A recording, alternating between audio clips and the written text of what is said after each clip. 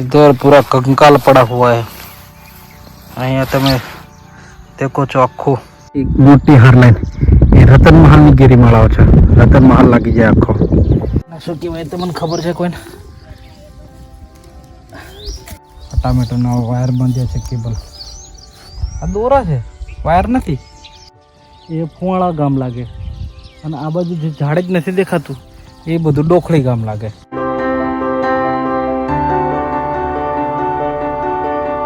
આ રીતે એક આંગળી અહીંયા રાખવાની અને એક આ રીતે પકડો. વાંધો નહીં. આપણે એક ટાઈપના ઋષિમુનિ જ કહેવાય ને. ઋષિમુનિ સાધુ મહાત્મા કહેવાય.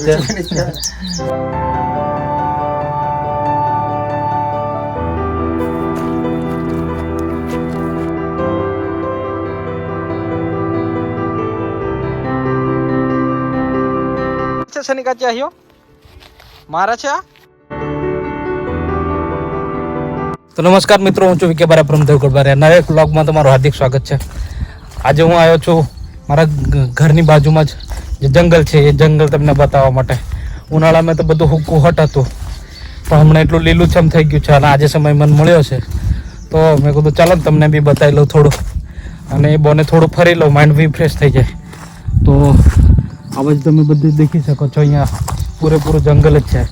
તો હું છે કે આ બાજુ બીજા ખેતરો આવેલા છે અમારે, અને એ બાજુ મસ્ત રહેવા માટે છાપરી કરી છે, રહે બી છે. એ હું તમને બતાવું, મજા આવશે. બન્યા રહેજો વ્લોગમાં. એનું વાતાવરણ બતાડું ચોમાસાનું એકદમ મસ્ત.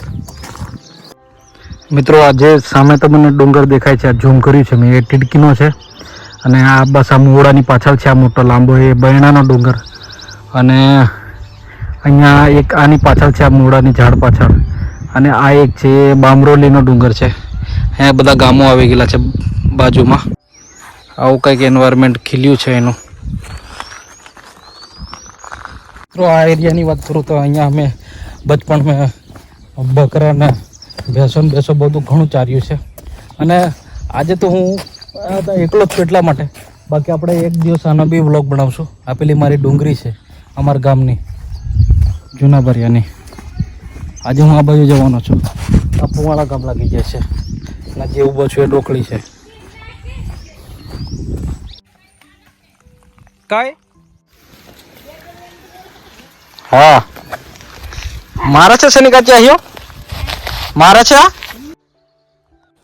આ સીધી વાટ છે જવા માટેની. મિત્રો આજે મારે 28-29 વર્ષ થઈ જાય. લીલા ગ્રીન દેખું છું એટલી ને એટલી હજુ. અને જે પાછળ તમને દેખાય છે એ ડુંગર, એ બધા બારિયાના ડુંગર છે. પેલા મેં તમને એક વ્લોગ મેં કીધેલો ને કે પોંછેરિયો ડુંગર, એમ પોંછેરિયો છે.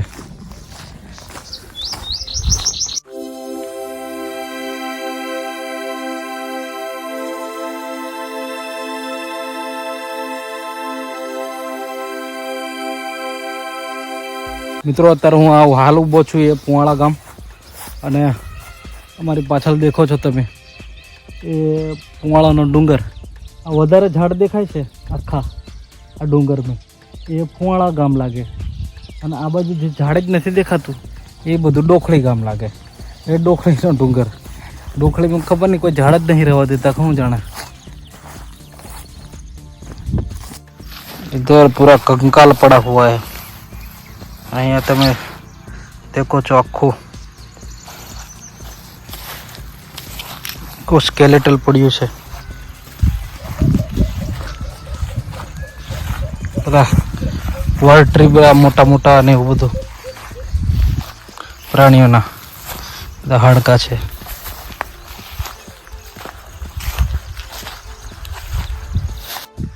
અહીંયા બધા અમારે કુટુંબીજનોના બધાના ખેતરો આવ્યા છે. વાતાવરણ કેટલું રળિયામણું છે, તમે અહીંયા હમણાં દેખી શકો છો. એકદમ હરિયાળી હરિયાળી.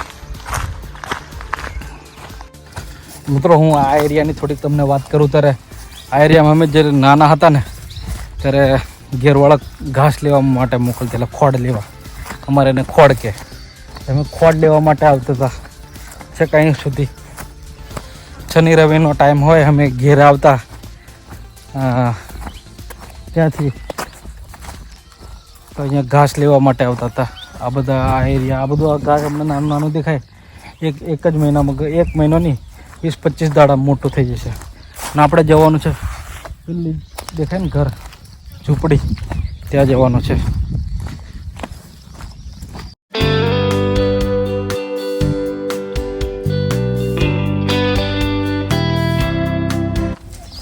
તમને બતાવું કૂવો.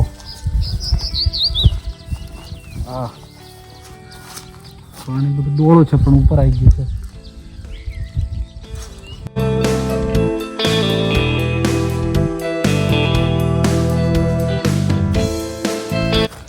એમની વાડી કરી છે. હવે એમાં વાડીની મેં ગલકા છે, બીજું શાકભાજી કરી મોકલ્યું છે. ગલકા છે, બીજું શું છે ખબર નહીં. હવે મોસ્ટલી ગલકા જ છે બધા. અને મિત્રો અમારે અહીંયા ખેતરો બધા બાર આવ્યા ને દૂર, એટલે ત્યાં ઘેરથી બધા લોકો સવાર પડે ને એટલે પછી ખેતરોમાં જ આવતા રહે.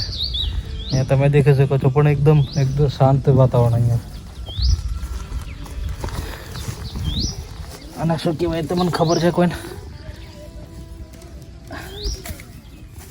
શું કહેવાય એને મિત્રો? તો હકી કે અમારે બળદને લઈ જવા હોય ત્યારે એને પહેરાવવામાં આવે છે, ઘાસ નહીં ખાઈ જાય એના માટે. મિત્રો આ વાંસ છે, આ ટામેટાની શાકભાજી કરી છે, એને ઊભા રાખવા માટે, રોપવા માટે છે. અને આ માળો છે, અહીંયા રહીને સાચવવાનું. દેખો આ ટામેટાનો વાયર બાંધ્યા છે, કેબલ. આ દોરા છે, વાયર નથી. મામા દોરા હું કા બાંધી રાખ્યા? હા હા હા હા, મોર આવી જાય એમ કરે. મિત્રો જે તમે આ પાછળ દેખી રહ્યા છો એ ટામેટાની ખેતી છે. તો મને નજીક રહીને બતાવું. આવા નિમય આપણે ટામેટા વેચવા બેસે છે આપણા લોકો, અને એમની જોડે આપણે ભાવ ઓછો કરાવીએ છીએ ને એમ કરીએ છીએ, મગજમારી કરીએ 2-4 રૂપિયા સારું. પણ એમાં કેટલી મહેનત કરવી પડે તમે દેખી શકો છો. અહીંયા પહેલાં તને ખેડ કરાવવાની, ખેડ કરાવ્યા પછી આ ધોરા બનાવવાના, એની અંદર ખાતર રેડવાનું, છાણિયું ખાતર, પછી આ મલ્ચિંગ, આ પ્લાસ્ટિક છે એનું નામ મલ્ચિંગ પાથરવાનું, એમાં કાણા પાડવાના, પછી આ છોડ લાવવાના. એક છોડ કેટલાનો પડતો હશે મામા? 5 રૂપિયાનો એક છોડ પડતો હશે, બરાબર. એ છોડ રોપવાના, રોપ્યા પછી એની આટલી સેવા ચાકરી કરો, નિંદણ કરવાનું, બરાબર. અને આટલું ધ્યાન રાખવું પડે. આ મોર પાછા અહીંયા આવીને ખાઈ નહીં જાય એના માટે આ બધું આ વ્હાઈટ દોરા બાંધ્યા છે આજુબાજુએ, તમે દેખી શકો છો. દોરા બાંધ્યા પછી આ પાછા હવે આટલા મોટા થઈને પાછા નીચે નમી નહીં જાય. વરસાદ વધારે પડે ને તો પેલો ફળ લાગે છે, ટામેટો લાગે, બગડી નહીં જાય એના માટે એને પાછા બાંધવા પડશે. એના માટે આ દેખો સ્પેશિયલ વાંસના થાંભલા લાવ્યા છે એમના સ્પેશિયલ. અને આ રીતે રોપવાનું છે. વચ્ચેનો એક તાર બાંધવાનો છે, પેલો દેખાય પડ્યો, અને બધાને એક છોડને બધાને બાંધવાનું છે દોરીથી. દેખો પ્લાસ્ટિકની દોરી છે આ વાળી, આનાથી બાંધવાનું. બતાવું તમને કઈ રીતે બાંધવાનું. દેખો આ દરેક છોડ બાંધી રાખ્યો છે. ઓકે, આ એક વાયર છે, મોટો તાર, એમાં બધા છોડ બાંધ્યા છે, તમે દેખી શકો છો.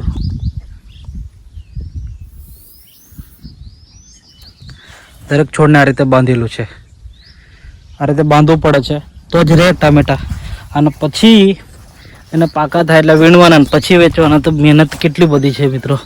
તો પછી હું માનું ત્યાં સુધી આપણા લોકો વેચવા લઈને બેસે તો એમની જોડે આપણે ભાવતાલ નહીં કરાવવાનો, જે માંગે હાલ દેવાનું. કેમ કે બહુ મહેનત પડે છે રિયલમાં.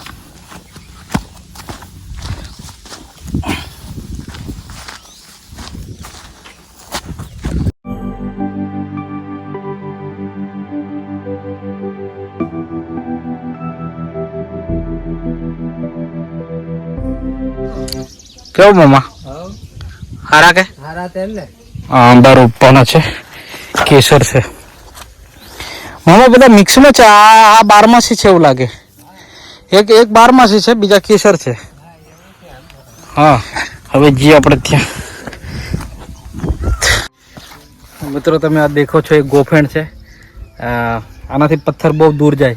પથ્થર ફેંકવાનો આ રીતે, એક આંગળી અહીંયા રાખવાની અને એક આ રીતે પકડવાની.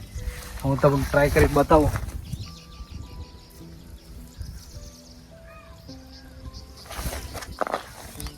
વાગે નહીં હો. ના નહીં વાગ્યો વાંધો નહીં.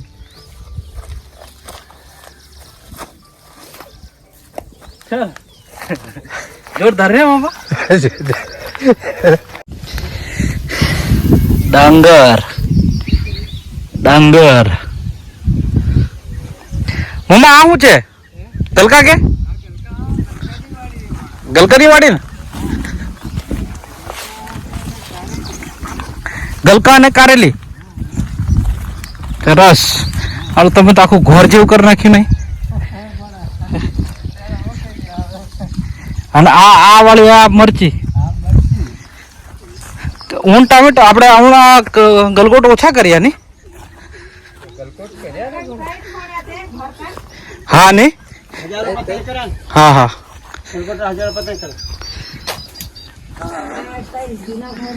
વાતાવરણ હાલ એનું જબરજસ્ત. બધી જ શાકભાજી છે અહીંયા. ભીંડા, મકાઈ, મરચી, ગલગોટા. આ બાળક તો સાહેબ કેસર છે. હો આ કેસર છે. આ ક્યારે રોપી દીધેલો તમે એવું? મિત્રો અમારે અહીંયા આવા બધા માળા કરવા જ પડે છે, કેમ કે બધું ખેતી સાચવવા માટે ઉપર રહીને જ સાચવવું પડે, ને તો બધું ખાઈ જાય. હું ઉપર રહીને તમને બતાવું.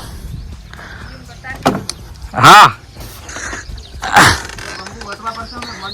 હા વાંધો નહીં, વટી જઈશું.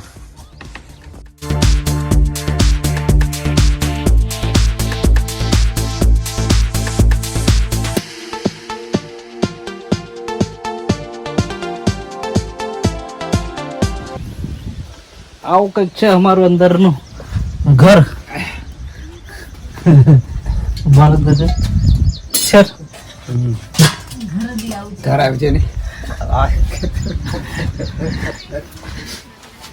એમ પણ લાગતા સાહેબ આ શેકી લ્યો છો?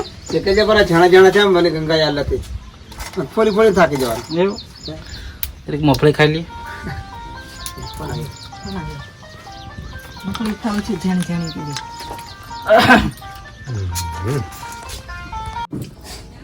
અહીંયા તારો બેહો. હવે અહીં રહેવાની કેવી મજા આવે? જોરદાર મજા આવે. વાતાવરણ વાતાવરણ બહુ સારું લાગે ભાઈ. એકદમ ચોખ્ખું શુદ્ધ લાગે. શુદ્ધ. બીજી કોઈ તકલીફ? કોઈ તકલીફ નહીં. આ તો જંગલમાં મંગલ એવું. સાંભળ્યું મિત્રો, જંગલમાં મંગલ. ઋષિ મહિના રહેવા માટેની આ બધી જગ્યા છે ને. સાચી વાત છે. ઋષિઓ જંગલોમાં રહેતા ને, જંગલોમાં રહેતા, પહાડોમાં રહેતા, હા એમના રહેવા માટેની જ આ જગ્યા છે. જગ્યા છે. એટલે આપણે એક ટાઈપના ઋષિ મુનિ જ કહેવાય ને. ઋષિમુનિ આપણે સાધુ મહાત્મા કહેવાય. ઋષિમુનિ જ કહેવાય. જપ તપ જેવું કરવું એવું કરી શકાય ને. હા હા મિત્રો, આ જે છે અમારે મહારાજ છે 108 મહંત આપણે અમારા કબીર સંપ્રદાયના. તમે દેખી શકો છો બાળક દસ સાહેબ. અમુક તમે કદાચ પૂજા કોઈ બી પૂજા હોય એમ તમે દેખ્યા હશો. અહીંયા જે આપણા આજુબાજુના દેવગઢ બારિયા પંથકના જો ભાઈબંધો તમે દેખતા હશો તો કદાચ તમે દેખ્યા હશો. બાળક દસ સાહેબ છે, મારા દાદા થાય. મિત્રો મજા આવી, એક નંબર, માઇન્ડ ફ્રેશ થઈ ગયું. અને તમે બી દેખ્યું કે કેવું છે મારો એનું વાતાવરણ.